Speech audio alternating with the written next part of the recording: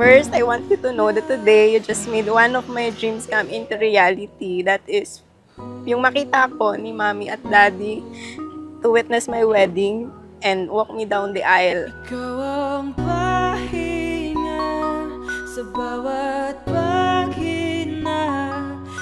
Ginom lang kami nun, nalasing lang kami. Parang The Hangover the movie. Wala. Chocomel. 1.5 isa nyo lang, di kasi nila.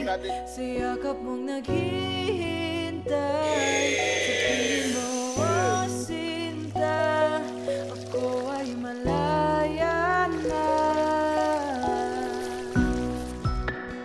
Along the way, marami tayong challenges na pinagdaanan at na-overcome. Pero mas marami tayong achievement as a couple. Yun yung mas importante sa akin. Dumating may bagong hamon,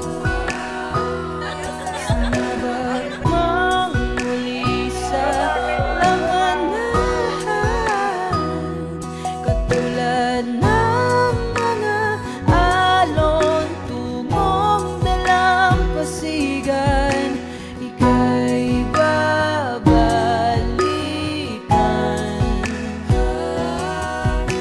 Sa'yo mananahan, ikaw ang pahinga sa bawat paghina, sa aking paghinga, laman ang bawat pahina. I know that God has put you in my life because He knows that we would complement each other in all ways possible. I know that our relationship is not perfect. Hindi ko mabilang ilang beses tayo muntik maghiwalay, how many times I cried. And now, I am at peace knowing that what's happening today is all part of His will.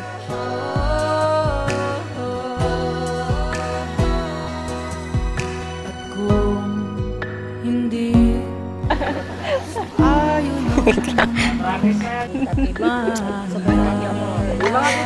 Sabi ko, ako iyak eh.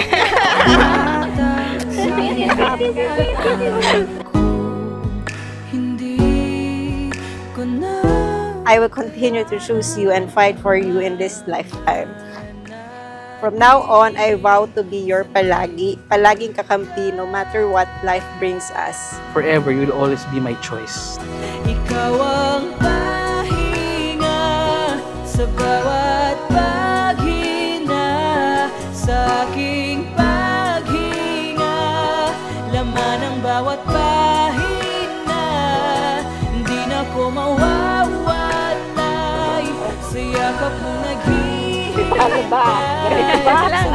Ganito ba? Sinta, ako ay malaya na.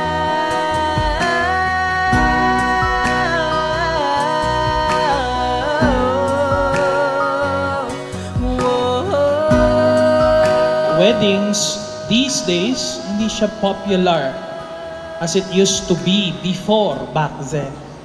Kaya nakakatuwa kasi kayo, kahit na hindi na yun yung trend sa panahon natin, you chose to be wedded. You chose to have a leap of faith. Tumaya.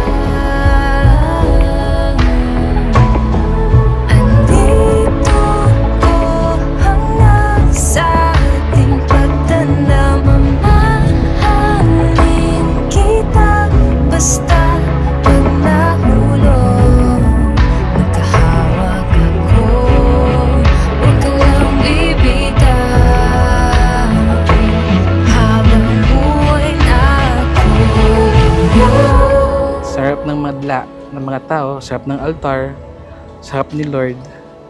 Napakita ko sila na mahal kita. I promise to be a good husband to you, an honest friend, and a worthy advisor. I promise to always stay by your side, to the good times and the bad times, just like what you did.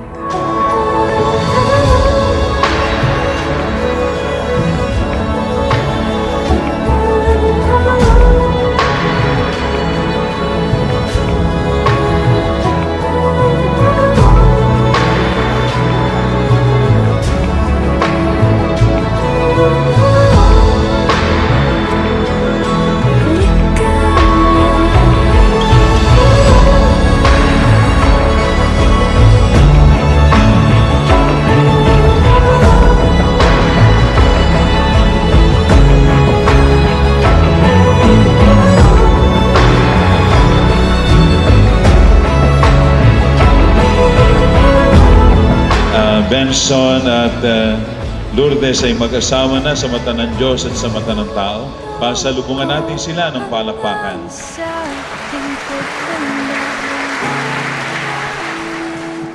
Kakayanin ang lahat. Magkasama, magiging isa. Hanggang sa huli. Hanggang libing. Hanggang sa kabilang